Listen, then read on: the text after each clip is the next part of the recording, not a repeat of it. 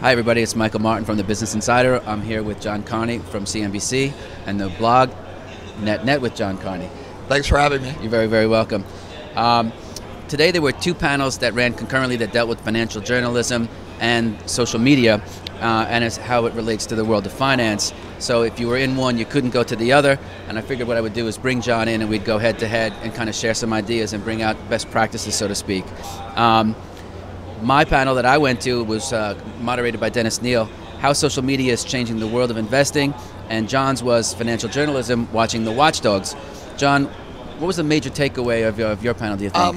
One that financial media is becoming more specialized, and media in general is. People are having to become experts in order to do a good job in reporting on things, and that this is a great thing. Right.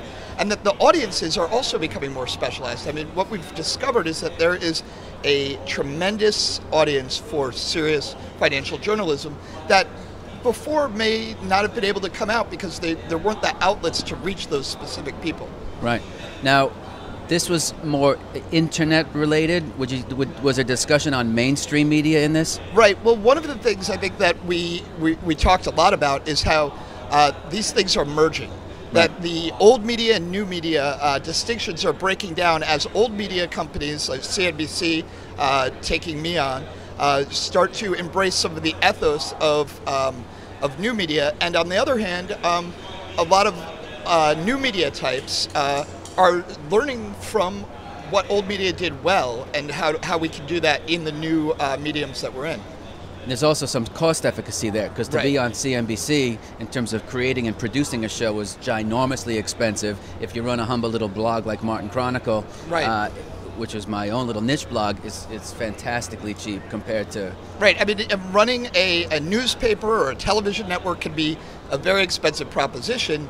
One of the things that online media does is provides yet another revenue stream. It's not going to cancel out the earlier ones, but it allows you to have another way of bringing people to your brand and selling those views to people. Right. Which kind of brings to the next question. It said, which I literally had. It says, seems like financial media is social media, and vice versa. Absolutely. In a lot of ways. I mean, Twitter and blogs have exploded in the financial space, and they're very both valuable to somebody who does it professionally, because the having people who work on Wall Street tweeting at you about your articles or about current events is one of the best tools that a journalist could ever have hoped for. Right. And now we have it. It's terrific. Which brings to mind, social media talk about transparency. Transparency will smoke out the cockroaches like this. Oh, absolutely. You have to be on the top of your game all the time. If you try to, as they used to say, phone it in, you're going to get nailed. And I think that's good. It makes everybody, that kind of watching of the watchdogs makes the dogs bark more accurately. Right. So you have to do. Content is king. Right. And, absolutely. And you have to be well researched in the points. It seems like journalism, kind of like, and I think of our mutual friends, Stacey Marie Ishmael and Felix Salmon, for example, two monster journalists.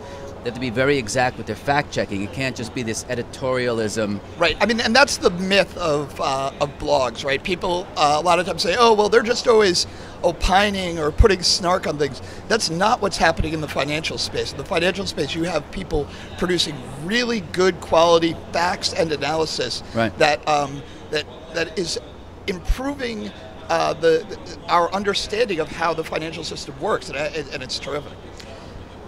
Good segue again. You're great. Have you done this before? A couple months ago, 50 Cent throws out a tweet on a penny stock.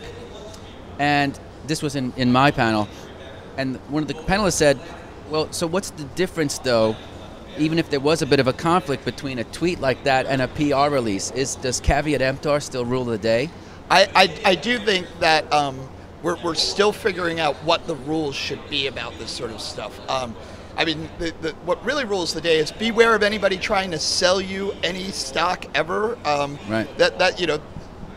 They may have an interest in it, and they may be long it and planning to go short. They may already be short it. You have to be very careful when trying to pick up tips. That's not a very useful function of Twitter, and I hope that most people who are actually actively using Twitter are probably sophisticated enough to be aware of that.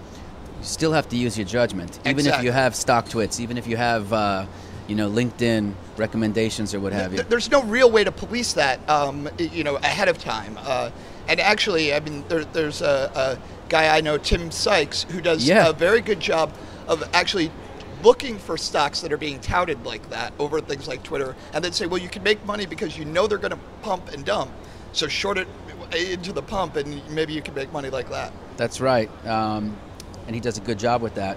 So, was there a distinction then between blogger and financial journalist? And if there is a difference, what is it? My snarky answer to give the blogger answer is the difference is that a so-called journalist can't blog, but a blogger usually can be a journalist. But in reality, I think that these distinctions are going away. People are learning that this is a new tool and a new way of doing things, but that the main thing is, tell a little piece of the truth in everything you write. Right. And, and that's what say one true thing every time, and that's the same whether you're writing in a newspaper 30 years ago or writing for an iPad story right now. And we also have another friend who's not here this year, Heidi Moore, who does the social media thing very, very well with the Twitter and the writing, and now she's on the radio too. Right. She's at Marketplace. Exactly right.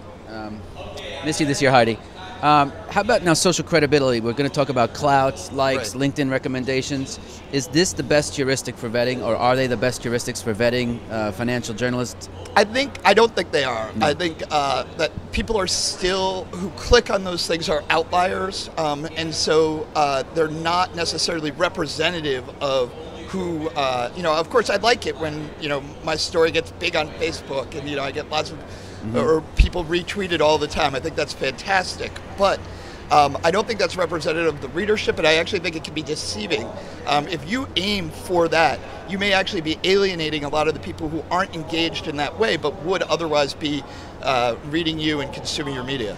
Because they feel intimidated that they see you have 85,000 likes or you have 500 LinkedIn recommendations? I don't think it's that they're intimidated, but if you warp your content to chase the Facebook likes, you're not necessarily appealing to as broad of an audience as you think you are. So you're being disingenuous and inauthentic because you're kind of skewing things or kind of diverging from what might be your path to just doing something that's popular. Right, exactly. Well, and it's not just that it's popular with the kind of people who will click that button. And they are not necessarily the same as the general readership. So you do need to write what's popular. We're in a business. If you're just writing for yourself, that's fine. But if you're trying to make money at this, you need to write for an audience that will read you. But your readership is not necessarily fully correlated with people clicking "I like this" on Facebook. Awesome. My guest has been John Carney from NetNet with John Carney, CNBC. John, thanks Thank for you. your time Thanks today. for having me. You're welcome. Thank you.